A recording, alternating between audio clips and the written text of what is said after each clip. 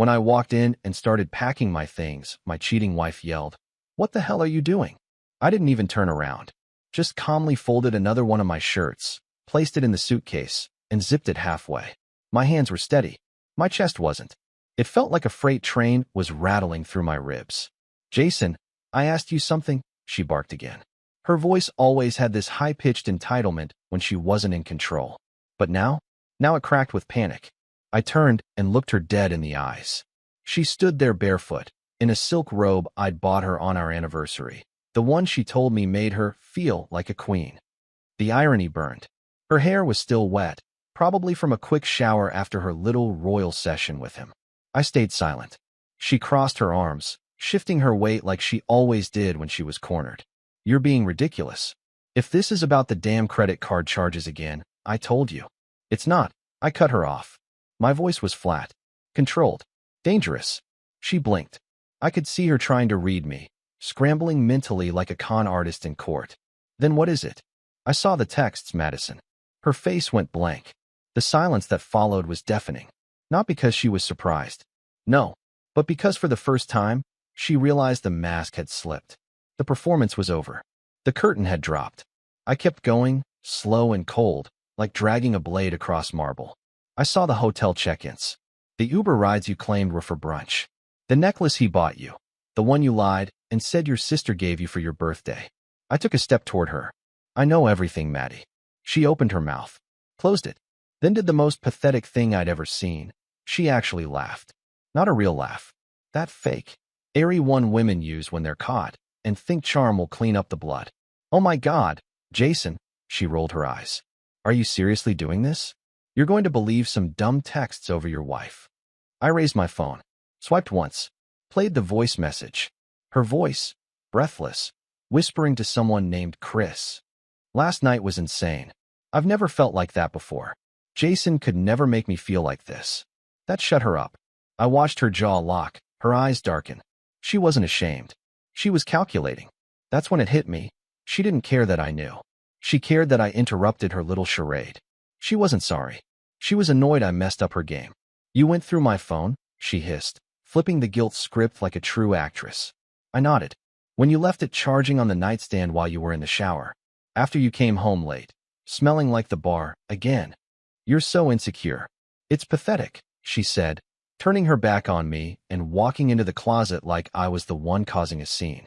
I watched her disappear into the wardrobe we used to build together, piece by piece. Now she was just a stranger taking up space in a life she didn't respect. I should have walked away, but I needed to hear it. Her truth, raw and cruel. "Just tell me one thing," I said, stepping into the doorway. "Why him?" She turned around slowly, holding one of my ties like a prop in some soap opera. Her lips curled. "Because he's not boring." That was the moment something inside me finally snapped, not with rage, but with clarity. I realized I'd been living beside a fire, thinking if I didn't move, I wouldn't get burned. But I was already charred down to bone. I turned and zipped the suitcase. And as I walked past her, she called out one more time, her voice sharp and cold. "Jason, where the hell do you think you're going?" I didn't even pause. "Someplace you can't follow." She followed me down the hall, barefoot on the hardwood, that robe clinging to her like some cheap disguise she still thought could fool me. "Jason, you're seriously blowing this out of proportion. We can talk. Like adults. You don't just walk out." I didn't stop. "Jason." Her voice cracked this time. That's the thing with her. She only gets emotional when control slips through her fingers. Every tear, every plea, every broken whisper, they were just tactics. Not real. Not for me. At the bottom of the stairs, I grabbed my jacket. Madison stormed around in front of me, planting herself between me and the door like a bouncer at a club I never wanted to enter again. "I made a mistake, all right? One mistake." I laughed. Short. Hollow. "Was it the night at the Langston or the weekend in Palm Springs? Or maybe when you told him you loved him while I was in the hospital for surgery, and you couldn't be bothered to visit?" Her eyes widened, but only for a second. Then she scoffed. "You're unbelievable." "No, Madison. I'm finally done being unbelievable. I believed in you. In us. Even when everything in me said something was wrong, I still gave you the benefit of the doubt." She crossed her arms, that fake confidence creeping back into her posture. "So what now? You leave? Just like that. You already left? I said, grabbing the door handle. You just forgot to pack. The air outside was cold. It hit my face like a slap, but a clean one. A slap that woke me the hell up. I threw my bag in the back seat, climbed in, and started the engine. My hand hovered over the wheel for a second. For the first time in months, I could feel the weight lifting. Not gone yet, but shifting. Then my phone buzzed. It was a text from her. One sentence. Come back and talk to me like a man. I stared at the message until my knuckles turned white. Talk to her like a man? She had no idea what kind of man she was talking to anymore. Instead of replying, I hit play on my music, something loud, angry, real, and peeled out of that driveway like I was never meant to live there in the first place. I didn't go home that night. I didn't have a home anymore. I went to my brother's place on the other side of town, slept on his couch, stared at the ceiling like it owed me answers. That was the first night I didn't dream of her in months. But it wasn't over. Not even close. Because when I woke up the next morning, there were 3 missed calls. 2 voicemails. One from her, one from him, and a video. A video that would make everything even worse. I didn't open the video right away. I just sat there on the couch, still wrapped in the blanket my brother tossed over me sometime in the night, staring at the screen like it was ticking. I already knew what it was. Deep down, my gut told me. But I needed a minute. Or 10. My brother, Kyle, walked in with coffee. Didn't say anything. Just handed it to me and sat across with that look. The one you give someone when you know they've seen too much, but you can't protect them from more. You gonna open it? He finally asked. I nodded once, then tapped the screen. The video started mid-motion, a bedroom. Not mine. A fancy hotel suite with dim lights, and Madison's voice, unmistakable even through the muffled audio. She was laughing. She wasn't even trying to whisper. She was laughing with him.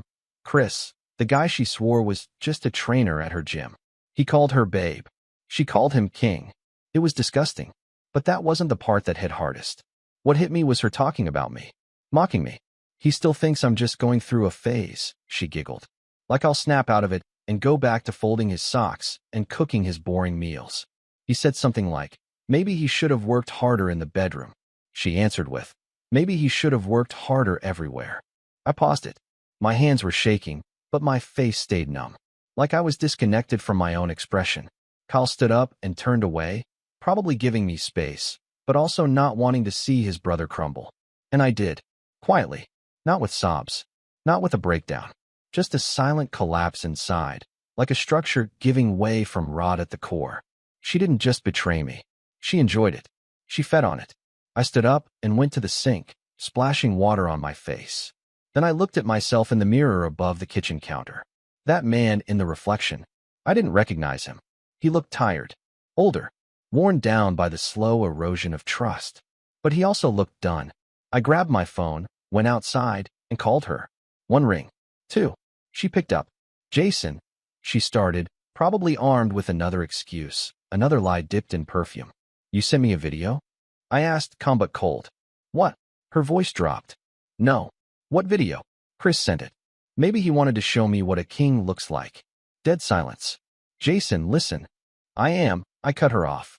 And I've heard enough. I hope he's worth it, Madison. He doesn't even mean anything. Save it, I said, exhaling slowly. You know what hurts most? Not that you cheated. Not even that you lied. It's that you laughed. You laughed at me like I was some joke you'd outgrown. She said nothing. I hung up. No shouting. No drama. Just a clean cut. That was the moment I knew. This wasn't just about ending a marriage. This was about reclaiming what she'd chipped away at for years. My dignity, my strength, and myself. 2 days passed before she showed up at Kyle's door. I was in the garage, sorting through some of my boxes when I heard the knock. Kyle opened it, and there she stood, oversized sunglasses, tight jeans, fake sadness plastered across her face like bad makeup. She even had the audacity to bring one of my old jackets, the one she always accidentally wore whenever she wanted to act like we were still in love. Is he here? She asked, ignoring Kyle's glare. Yeah, he muttered. But if you're here to cry your way out of this, save it. He's not the same guy you walked all over. She didn't answer, just brushed past him like she owned the place. Typical. I didn't even turn around when she entered the garage. Just kept digging through the plastic bins, looking for my old passport. I didn't want her voice to be the first thing I heard that day. I wanted silence. Peace. But she didn't give a damn about what I wanted. "You're really staying here?" she asked, scanning the garage like it offended her. I stood up, faced her. "Better than staying in a house full of ghosts." "Oh, please," she snapped. "Don't act like you were some perfect husband. You were boring, Jason. Everything in our life was routine. Predictable. And who built that routine?" I asked. "You begged for the house in the suburbs. You wanted quiet. Safety. Now you're blaming me because it wasn't fun enough." She shook her head. "You're twisting this." "No. You twisted it," I said, voice rising now. "You twisted every promise we made into a lie you could cheat your way out of." She pulled off her sunglasses. Her eyes were red, not from crying, but from lack of sleep. "Maybe guilt. Maybe not. I just wanted to feel something again," she muttered. "Then you should have said something before crawling into another man's bed." She paused. Then, like always, turned it back on me. "You don't get it. You never did. I needed attention. I needed passion. You gave me stability, sure, but you forgot I was still a woman." I laughed. It wasn't funny, but it came out that way. "So now it's my fault you chose to lie? To humiliate me? I didn't mean to humiliate you." "But you did." She stepped closer, trying to soften. Her voice dropped into that fake sincerity she used when she wanted forgiveness without consequences. "I don't want to lose everything we had." "You already did," I said. Her face froze. She looked around, as if the walls might help her make her next move. Then, out of nowhere, she said it. "You know what? Fine. Go ahead. Leave. But don't expect me to wait around. I've got options too." I stared at her. "That's supposed to scare me?" I asked. "No," she smiled, venomous. "It's supposed to remind you what you're giving up." "You mean the lies? The cheating? The public humiliation? No thanks." She stormed out, heels clicking against the concrete. But before she reached the door, I called out, "Madison." She stopped. I lifted the video again, showed her the paused frame, her laughing, half naked in someone else's arms. "You'll never delete this from my memory," I said. "But you'll never own it either." "I do." She didn't say a word. She just left. This time, for real. And for the first time in a long while. I felt free. The next few days blurred together like fog on a windshield, quiet, cold, and strangely calm. Kyle kept checking in, offering beer, small talk, the occasional awkward, "You all right, man?" But he knew better than to push. I wasn't all right. Not yet. But I was focused. I started making calls, lawyers, accountants, realtors. The house. Selling it. Joint accounts? Closed. Her name on anything? Gone. Every move I made felt like a stitch closing a wound. Painful, but necessary. Like pulling glass out of my own skin. Then came the text from Chris. Yeah, him. It was short, smug, like he thought he'd won something. Should have treated her better. She's happier now. I stared at it, deadpan. Not angry. Not even surprised. That was the kind of man she cheated with. A boy who thought screwing another man's wife made him superior. I didn't reply. I didn't need to. I had other plans. The next day, I forwarded the video to Madison's boss. Not the whole thing. Just enough to show who she really was. The office fling that was just workouts. The weekend getaway she took on sick leave. All of it. She was head of client relations at a luxury real estate firm. Reputation mattered. 30 minutes later, she called. "Are you insane?" "No," I said calmly. "Just done pretending you are. You sent it to my job. You're trying to ruin me." "No, Madison. You did that all by yourself. I just let the world see it." She screamed something incoherent and hung up. I sat back and breathed. One deep, full breath. Revenge? Maybe. But it wasn't about her anymore. It was about closure. About stopping the cycle she thought she'd keep spinning forever. That night, I finally went home. Not to her house. Not to the one I paid for and she polluted. No. I went to my mother's place on the edge of town, where everything still smelled like honesty. Like childhood. Like peace. She wasn't home, on vacation in Arizona, but the key was always under the frog statue by the porch. I let myself in, walked to the back deck, and sat under the string lights I helped her hang last summer. Then my phone rang again. Unknown number. I almost didn't answer. But curiosity got the better of me. "Hello." A woman's voice. "Jason?" she asked softly. I don't know if this is weird, but I'm Chris's wife." My throat went dry. She continued. "I found your number in his deleted texts. I've been piecing things together for weeks. And I think I know what's going on." She hesitated, then added, I think it's time we talked. I didn't speak at first. Not because I didn't have anything to say, but because I was trying to process whether this was real or just another twist in a nightmare that wouldn't end. Jason, she said again, softer this time. Yeah, I finally replied. I'm here. My name's Vanessa, she said. Her voice was steady, but there was something in it, like a woman holding back a flood behind reinforced walls.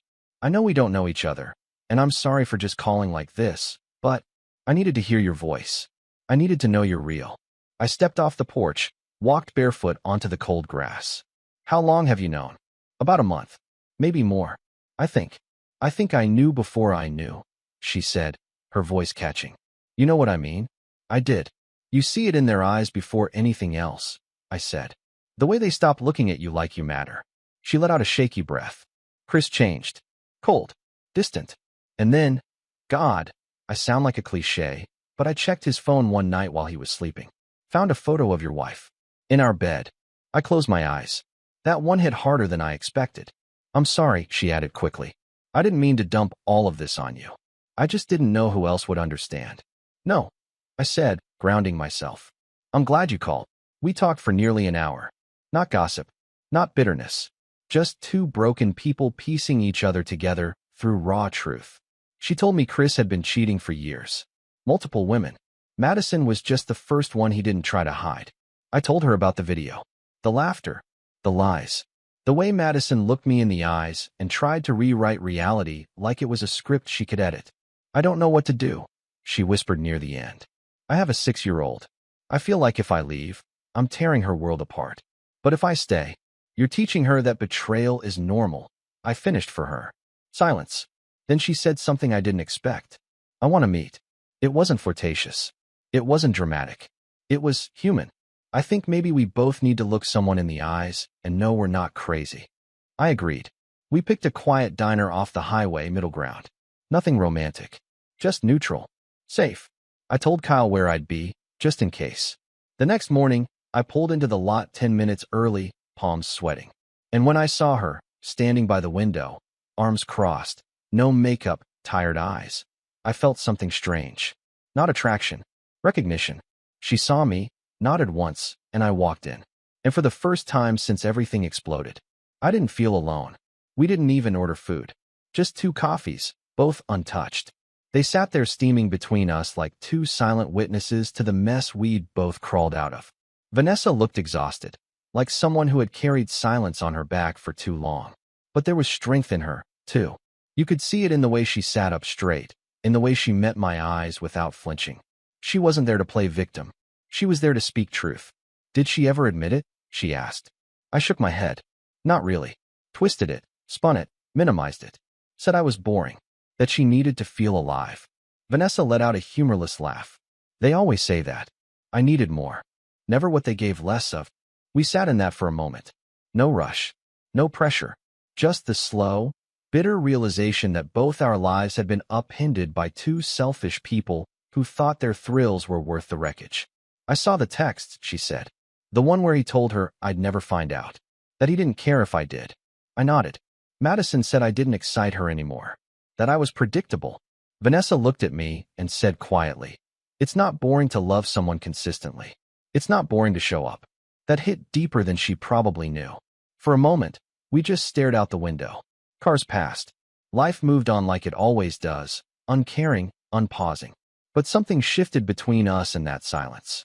Not romance. Not connection in the typical sense. Just 2 people who had nothing left to hide.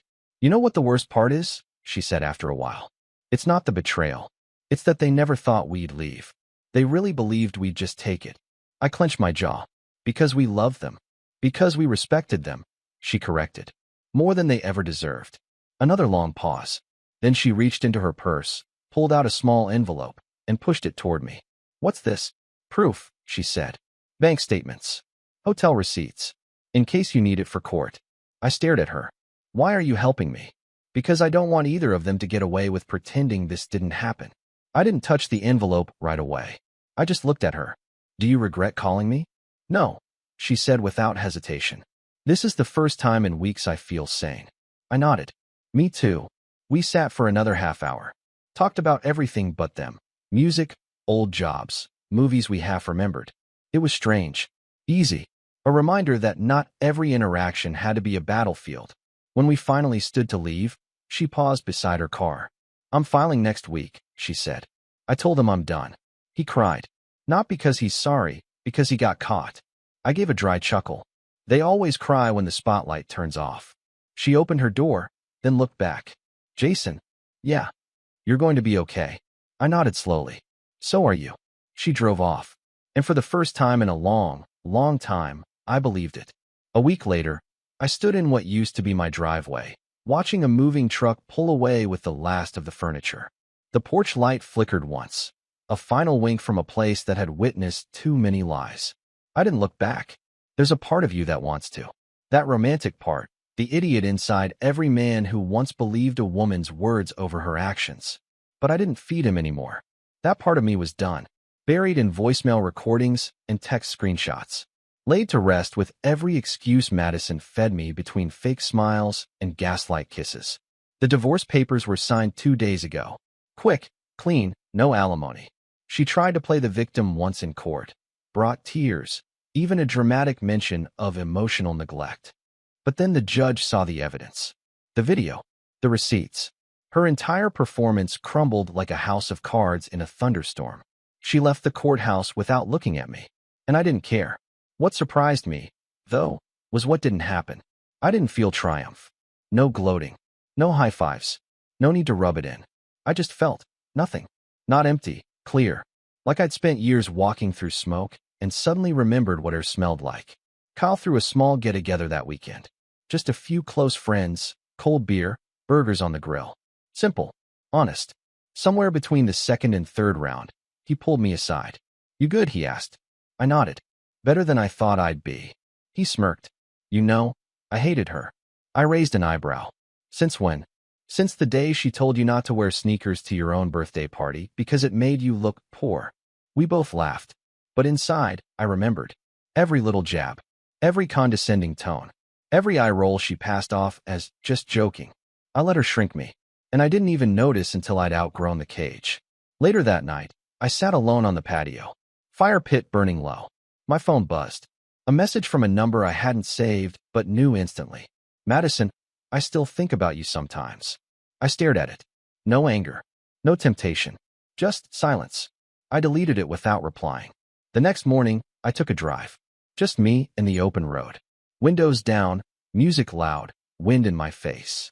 And somewhere between the city limits and the curve past Miller's farm, I caught my reflection in the rearview mirror. I looked like me again. Tired, maybe, but solid. Whole. If there's one thing I'd tell any man out there going through it, it's this. Love her if she's loyal. Fight for her if she's honest. Stand by her if she stands by you. But the moment she starts lying, the moment she laughs behind your back while looking you dead in the eyes, walk away. And don't just leave her behind. Leave behind the version of yourself that ever thought you needed someone like her to be complete. Because the truth is, she was never the home. You were.